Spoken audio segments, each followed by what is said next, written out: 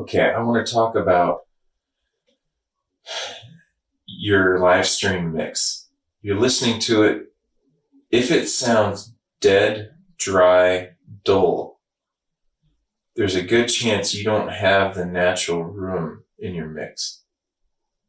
If your mix sounds digital, harsh, or unreal, it's not realistic, you're probably overcompensating using technology and effects, and you need to get back to the original sound of your sanctuary or your space, your front of house. Now, if you've got a band playing on a stage, it's not that complicated. All you got to do is get some room mics up. If you don't have any room mics, SM57s work great. Don't let anybody tell you that you can't mic a room with SM57s, because you can't. But get those in your mix, get them adding that natural sound, get the natural sound back. It's that simple. Okay, so room mics seem to be left out in the dust. The reality is, used correctly, they're one of your most powerful tools. When you solo your room mic, it should sound like the room. It should sound like the entire mix. Most importantly, it should sound good. What I mean by good is you should be able to listen to that and capture the entire sound. You could listen to just that and be just fine listening to the music. It shouldn't be harsh, shouldn't be full of the top end, it shouldn't be full of the low end. It should be just the flat, not flat, but it should be the mix. And it should sound good. Like if that was the only channel you were delivering to your audience, they would be okay. That's how your room mic should sound. So start there, get your room mic up and going. It's the first part of your mix. Hopefully you got a pair of them, or maybe even more than that. But whatever the case, get your room mics going so that your stream sounds like the room. Now, of course, because you're picking up the room, you're going to have a lot of the natural decay going on, the natural reverbs, and there's probably too much of that, right? So that's why we got to go back in and add more channels. The point isn't that your room should be perfect, perfect mix. It's not a mix, it's just one mic. The point is that it should sound good regardless. Okay, so that's your foundation, your room mics. That's step one, get your room mics rocking.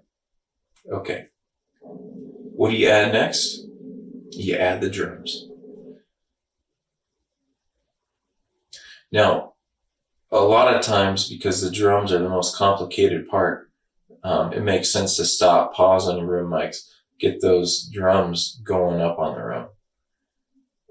You need to take the time to do this. When you were mixing front of house, it wasn't anywhere near as important because the drums are your loudest instrument up there, and they're naturally, acoustically, already filling the room with sound.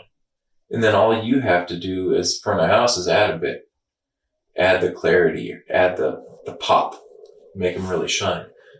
Well, with a stream, that's not the case at all. We don't get to hear the natural room because we're not sitting in there. You are mixing to an empty room. And so now all we get is what you're capturing with the mics. You've got to put the time into your drums. It's a step one. If you are not happy with your mix, go look at your drums. They're probably lacking. And if you fix that, and then pair that up with your room mics, you've got a foundation to lay everything else. The drums are by far and large going to be your biggest time burden. When you are live streaming, you are probably going to be running hotter than you did running your front of house. And the reason why is your stream has to keep up with the commercial levels. Your gains are probably going to be a little hot in comparison. And guess what that does? It brings out all of the noises, the hums, the clicks, the pops that are in your system. If you are going to take live streaming seriously, you need to go through your system and clean up all those little things. Those bad cables, that hum, you've got to fix that stuff. When you stream, you're streaming to a box, and the box can only contain 100%. If your noises take up 10% of that, now you only have 90% of your box left to work with. And you've got to run hot enough to where somebody's listening to you on their little dinky laptop speakers that they can still hear it. So you've got to be hot. The hotter you make it, the more those noises come into play. You got to fix the noises. And let me tell you, a noise gate is not the answer to fixing those noises. It's a Band-Aid at best. If that's your solution, you really need to rethink it.